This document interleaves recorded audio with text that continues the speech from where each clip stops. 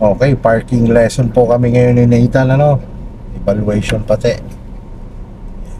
Sige, sakit mo ta. Okay, stop. Hazard. Reverse. Opposite ang manobela. Yan, sige, opposite mo muna. Op. Unahan mo lang opposite. Sagad mo, sige, unahan mo muna bago ka gumalap.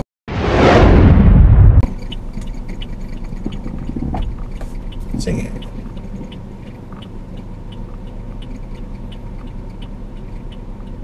Okay. Op, patay mo muna si Hazard. Drive. Yan, balik manobela muna, balik. Yan, dahil doon siya tumutumbok, di ba, normal na yan. Dahil doon siya tumutumbok sa kanan mo, kabi ka ng isang ikot pa kaliwa. Yan, isang ikot lang, tapos forward, move ka, yan. Itingnan mo yung masasagi mo. Katulad, stop. Yan, katulad niyan, lusot na yung unahan mo, di ba? Normal mo na manubela, balik mo na para hindi ka na dumikit dyan sa kaliwa mo. Yan, sige, forward.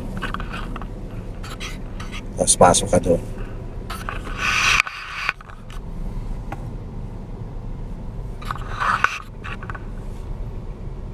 Yan. Kapit na sa kanan. Kapit. Gilid, ha.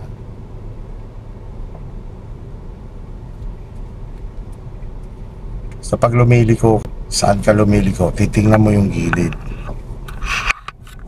Yan, yung side mirror mo, itapat mo yung unang ano muna. Oo, unang hilera muna. Yan, stop. Yan, tapos sagad sa kaliwa. Tapos ito yung hilera na yun makita dito, ha. Ito makita sa kaliwa. Sige, forward.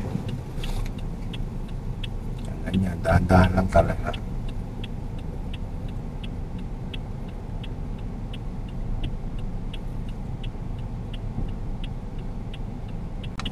Up. Kunti pa. Stop. Yan, kita mo parehas, di ba? Sige, lagay mo muna sa gear. Gear mo, hindi, huwag mo lang patayin yan. Gear mo lang.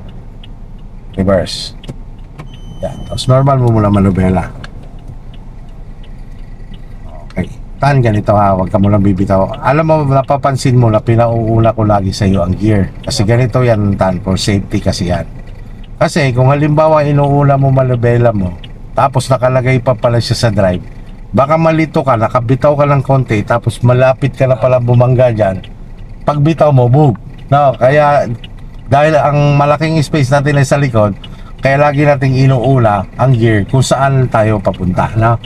For safety kasi yan. Sige, na, tingin lang sa side mirror, left and right, kung alin lang may diferensya. Pag wala naman, di wag mo lang babaguhin.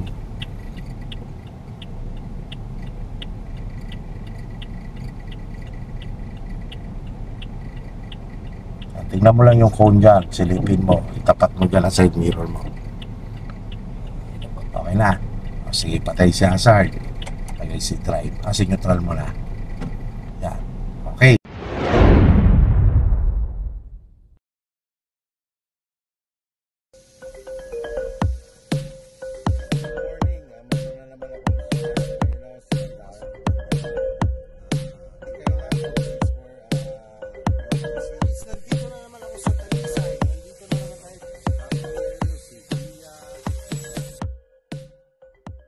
Okay, Tan, so parallel parking tayo.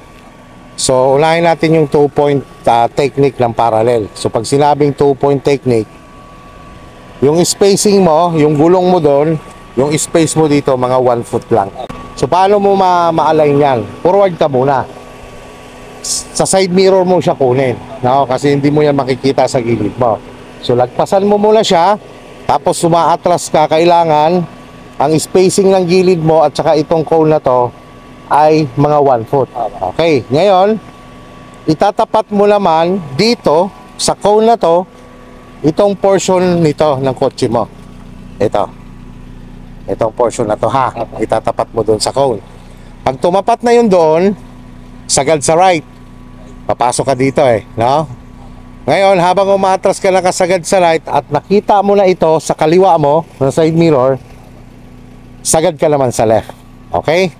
Sige, tapos yan, titingnan mo lang habang umatras yung likod. Ito, makikita mo yan sa rear mirror. Kapag nakita mo ito dito na lang, sa ibabaw na lang, tumigil ka na. So doon naman, tatansyahin mo rin yung unahan. Ano? Okay, sige. Sundan mo lang ako. I-align lang natin ang kotse, tapos tandaan mo lang siya, ha? Kita mo ba yung gulong tan ito? Baba ko ng konti. Okay na. Sige, forward ka muna. Sige, forward. Yan, sige. Diretso lang gulong. Sige, diretso. Diretso lang gulong. Sige lang, sige lang. Okay, stop. Yan, habang umaatras ka, tingin ka dyan sa right side mirror mo, ha? Sige, atras. Kailangan yung space mo, tansya mo na 1 foot lang. Kita mo naman yung gulong. Yan. Tama yan. So, tapat mo yung portion na yon. Stop.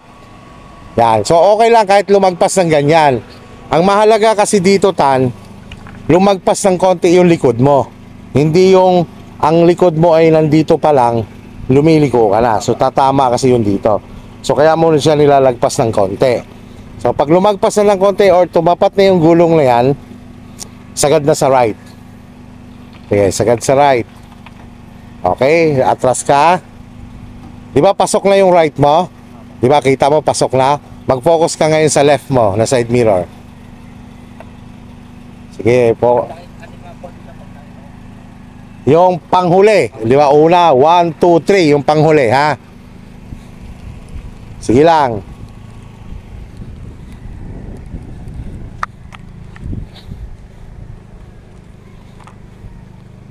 Stop. Kita mo na. O, yan. Pwede ka na sumagad sa left.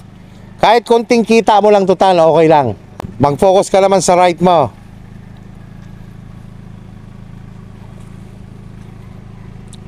Stop. Yan, pwede mo silipin yan. Di ba?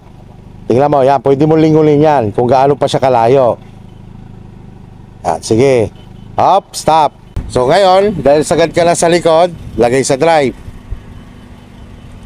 Di, hayaan mo lang tan yung, basta't nag-hazard ka na, okay na yan hanggang maipark mo siya. Drive, sagad naman sa right. Yan, tingin naman dito sa unahan. Yan, sige, tingnan mo lang. Sige. Okay, stop. Reverse naman, sagad naman sa left. Yan.